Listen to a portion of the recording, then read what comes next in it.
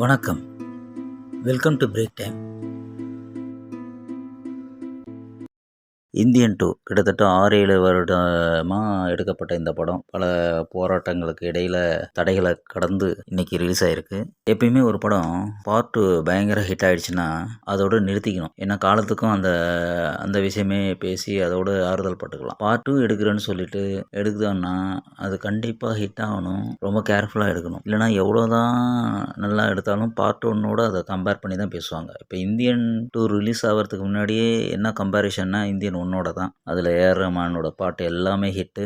AR Rahman வந்து main pillar அந்த படத்துக்கு. அது மிஸ்ஸிங் இப்போ இந்தியன் 2ல. அதுவே ஒரு பெரிய ட்ராபேக்காக பேசிகிட்டு இருந்தாங்க. சொன்ன மாதிரியே படமும் அப்படி தான் இருக்குது. இந்தியன் 1ல் ஸ்டோரி அவ்வளோ ஸ்ட்ராங்காக இருக்கும். அது எமோஷனலாக மக்களுக்கு எல்லா விஷயமுமே கனெக்ட் ஆகும். அவ்வளோ ரியாலிட்டி இருக்கும். இந்தியன் 2ல் என்னென்ன மிஸ்ஸிங்னு பார்ப்போம். இதோட கதை என்னென்னா, சித்தார்த், பிரியா பவானி சங்கர், ஜெகன் இவங்கெல்லாம் சேர்ந்து பார்க்கிங் டாக்ஸ்ன்னு சொல்லிட்டு ஒரு யூடியூப் நடத்துகிறாங்க. சமூகத்தில் நடக்கிற அவலங்கள், லஞ்சம், ஊழல் இதெல்லாம் வந்து வீடியோ எடுத்து போட்டு அது வைரல் ஆகுது. அது மூலமாக அவங்களுக்கு ஒரு இன்கமும் வருது. ஒரு கட்டத்தில் இவங்க எடுத்து போடுற வீடியோவே இவங்களுக்கு எதிராக ஒரு பிரச்சனையை கிளப்பு.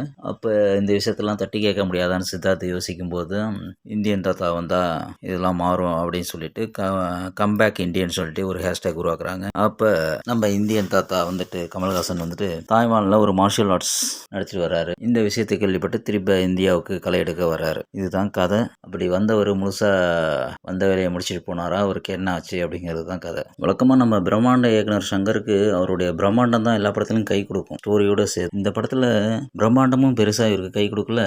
திரைக்கதை ரொம்ப பலவீனம். ஸ்டோரியில் எந்த இடத்துலையும் எமோஷனலாக மக்களோட கனெக்டே ஆகல. எந்த கேரக்டருமே வந்து டீப்பாக எழுதப்படலை. எக்ஸப்ட் வந்து சித்தார்த்தோட அப்பா சமுத்திரகனி, அவங்க 2 பேரோட கேரக்டர் மட்டும்தான் கொஞ்சம் நல்லா பண்ணியிருக்காங்க. மற்ற எல்லாமே மேலோட்டமாக இருக்குது. எஸ்ஜே சூர்யாலாம் ஒரு 2-3 சீன் தான் வராரு. அவங்களாம் பார்ட் 3ல் தான் நிறையா இருப்பாங்க போல இருக்கு. ஏகப்பட்ட கேரக்டர் 50-60 கேரக்டருக்கு மேலே இருக்குது. யாருமே வந்து பெருசாக மனசில் நிற்கல. இதில் மெயினான பிரச்சனைகள் என்னன்னு பார்த்தீங்கன்னா, ஃபஸ்ட்டு இந்தியன் தாத்தாவை இன்ட்ரடியூஸ் பண்ணும்போது அந்த ப்ளாஸ்டிக் மேக்கப்பு ஸ்கூலில் மாறுவேட போட்டிக்கு போட்டுட்டு போனால் எப்படி இருக்கும் அந்த மாதிரி இருக்குது. ஒவ்வொரு டைமும் அவரோட கெட்டப்பை வேறு சேஞ்ச் பண்ணி காமிக்கிறாங்க. அதுவே வந்து ஒட்டவே இல்லை. இந்தியனில் பார்த்தோம்னா படம் ஃபுல்லாக ஒரே ஒரு மேக்கப்பு, ஒரே ஸ்டைலில் இருப்பார். இதில் ஒரு டைம் மாத்திரன்னு சொல்லி அவரை மாற்றி ரொம்ப கேவலமாக இருக்குது. அது மனசுலேயே நிற்கல. மேக்கப்பு சரியாக இல்லாமல் அது என்னன்னே தெரியல என்ன பண்ணாங்கன்னு. அதனாலே கமல் சாரோட ஆக்டிங்கை வந்து நம்ம முழுசாக உள்வாங்க முடியல.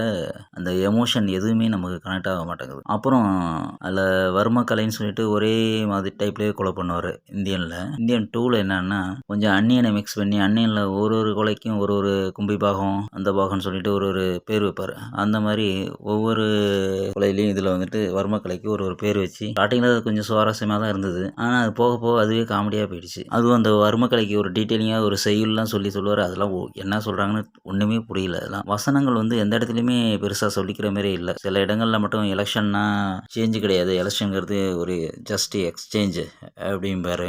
அப்புறம் வந்துட்டு வாரிசு அரசியல் மாதிரி வாரிசு சிபிஐ ஆஃபீஸர் அப்படின்னு சொல்லி அந்த பாபி சிம்மாவை இன்ட்ரடியூஸ் பண்ணும்போது சொல்லுவாங்க. அந்த மாதிரி 2-3 இடங்களில் மட்டும் வசனங்கள் நல்லா இருக்குது. மக்கள் நலத்திட்டங்கள், இலவசங்கள் இதெல்லாம் வந்து கொச்சப்படுத்துகிற மாரி வசனங்கள் அதெல்லாம் வந்து தவிர்த்திருக்கலாம். அதாவது அரசாங்கம் கொடுக்குற இலவச ஸ்கீமெல்லாம் வந்து தப்பாக பேசுகிறது, மக்கள் நலத்திட்டத்தை புரிஞ்சிக்காமல் பண்ண மாதிரி இருக்குது. அப்புறம் நம்ம அனிருத் இந்த படத்துக்கு அவர் ஒத்துருக்கவே கூடாது. தேவையில்லாமல் ஒத்துக்கிட்டு அது அவருக்கே கெட்ட பேராக போயிடுச்சு. ஏன்னா இந்த படம் ஸ்டார்டிங்லேருந்தே ஏஆர் ரஹ்மானோட கம்பேர் பண்ணி அவர் மாதிரி வருமானு சொல்லி அனிருத்தாலையும் ஒன்றும் பெருசாக போட முடியல போல இருக்குது. ஆனால் அதில் ஒரு நல்ல விஷயம், அங்கங்கே பார்ட் 1ல் இருந்த மியூசிக்கை கொஞ்சம் மிக்ஸ் பண்ணி அங்கங்கே பிஜிஎம்மில் போட்டிருக்காரு. அது மட்டும் கொஞ்சம் எமோஷனலாக நல்லா இருக்கு. பாட்டு எல்லாமே தேவையில்லாத மாதிரி தான் இருக்குது. அந்த தாத்தா ஒரு ஆரை பாட்டு மட்டும்தான் கொஞ்சம் கேட்குற மாதிரி இருக்குது. மற்ற ஒன்றும் பெருசாக கனெக்டே ஆகலை. ஆக்ஷன் சீக்வன்ஸ்லாம் ரொம்ப லெங்க்தி. அதுவும் இந்த செகண்ட் ஹாஃபில் வந்துட்டு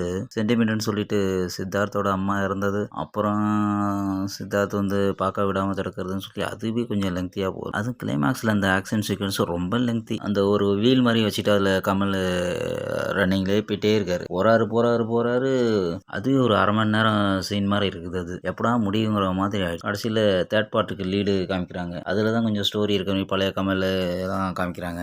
இதை முதல்ல சொல்லியிருக்கலாமே அப்படின்னு தோணுது அதை பார்க்கும்போது. படம் 3 மணி நேரங்கிறது ரொம்ப அதிகம். படம் முடிஞ்சு வெளில வரும்போது எந்த ஒரு எமோஷனோடையும் கனெக்ட் ஆக முடியாம தான் நம்ம வெளில வர வேண்டியதா இருக்கு. பெருசா சொல்லிக்கிற மாதிரி இல்லையே அப்படின்னு. இந்த வடிவேலு சொல்லுவார், கடிகாரம் உடைஞ்சோன்னே, "அப்பாடா நான் கூட புதுசோன்னு நெனச்சேன்." அந்த டைப்ல தான் படம் வந்து முடிஞ்சிருக்கு. இதில பார்ட் 3 வேற வருது. பார்ப்போம் அதில என்ன பண்ணி வச்சிருக்காங்க. உங்களுக்கு இந்த சேனல் பிடிச்சிருந்தா மறக்காம லைக் பண்ணுங்க, கமெண்ட் பண்ணுங்க, ஷேர் பண்ணுங்க, சப்ஸ்கிரைப் பண்ணுங்க. தேங்க்ஸ்.